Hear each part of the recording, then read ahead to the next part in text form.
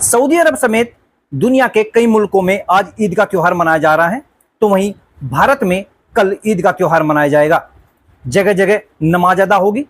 इस्लाम के लिए यह सबसे अधिक खुशी का दिन होता है। लोग एक दूसरे के घरों में जाएंगे, मुबारकबाद देंगे। तो ईद की तैयारियों को लेकर किस तरह की तैयारियां चल रही हैं, हम चर्चा करने के लिए पहुंचे हैं बड़ौद शहर इमाम मौलाना आरिफ खान के पास। इनसे बात करते हैं और जानते हैं कि ईद को लेकर तैयारियां कैसी चल रही हैं। सर, बहुत बहुत शुभकामनाएं आपको। आपको भी बहुत बहुत। सर, ईद को लेकर तैयारियां कैसी चल रही है फिलहाल? देखिए, ईद का दिन खुशी का दिन होता है और इसमें जो एक महीने हम लोग रोज़ा रखते हैं, तो इसके बाद सब लोग नमाज़ पढ़ते हैं, खुशी मनाते हैं, गले मिलते हैं, एक दूसरे के घर भी जाते हैं, जो गरीब होते हैं उनकी मदद भी करते हैं।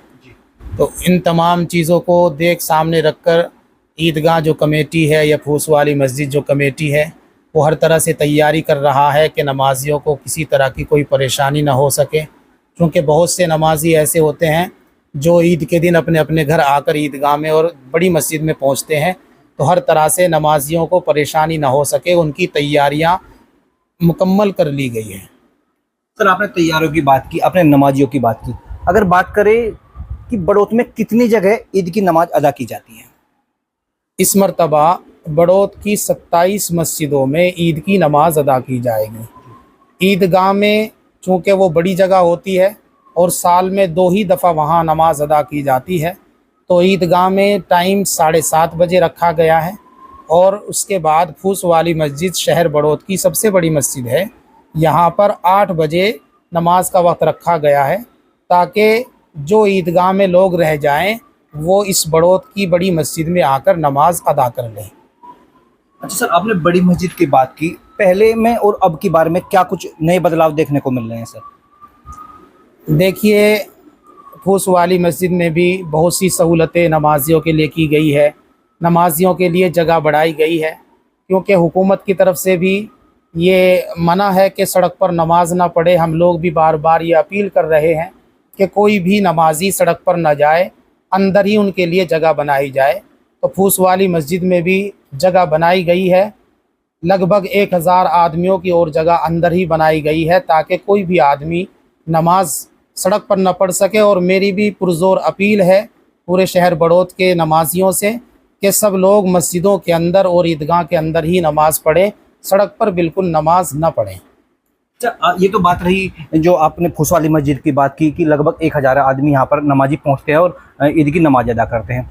अगर ईदगाह की बात करें तो ईदगाह पर कितने नमाजी पहुँचते हैं नमाज अदा करने? ईदगाह के अंदर लगभग 8000 नमाजी पहुँच जाते हैं ईदगाह के अंदर।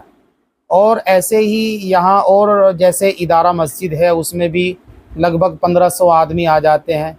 ऐसे ही और बड़ी मस्जिदें हैं यहाँ पर, जैसे स्टेशन वाली मस्जिद है और सुनहरी मस्जिद है, तकिया वाली मस्जिद है, ऐसे ही थाने के सामने जामा मस्जिद है। इन सब में नमाज इसीलिए रखी गई है कि ईदगाह से जो नमाजी रह जाएंगे वो इन मस्जिदों में हम लोग तकसीम कर दें और किसी भी साथी की नमाज न रहे।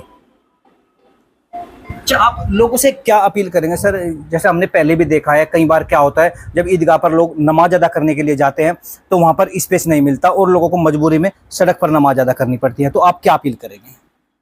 हम लोगों से ये कहेंगे कि जो ईदगाह का टाइम है 7:30 बजे, 7:30 बजे के बाद ईदगाह कोई न जाए, बल्कि जो और मस्जिदें हैं वहाँ पर नमाज अदा कर ले जाकर। और प्रशासन से भी यही अपील करेंगे कि जो ईदगाह का टाइम है उसके बाद वहाँ जब ईदगाह पूरी हो जाए, भर जाए, तो किसी को भी सड़क पर आने ना दें। तो शुक्रिया आरिफ साहब हमारे से बात करने के लिए।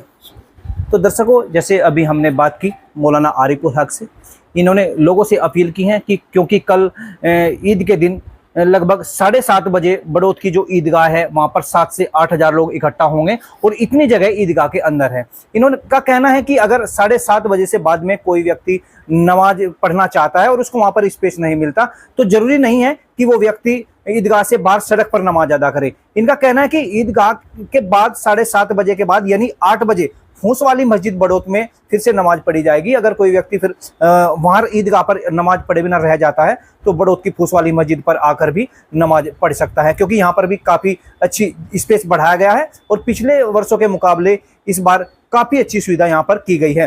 तो सभी देशवासियों को भास्कर समाचार की तरफ से ईद की बहुत बहुत शुभकामनाएं। अरुण राठी, भास्कर समाचार, बागपत।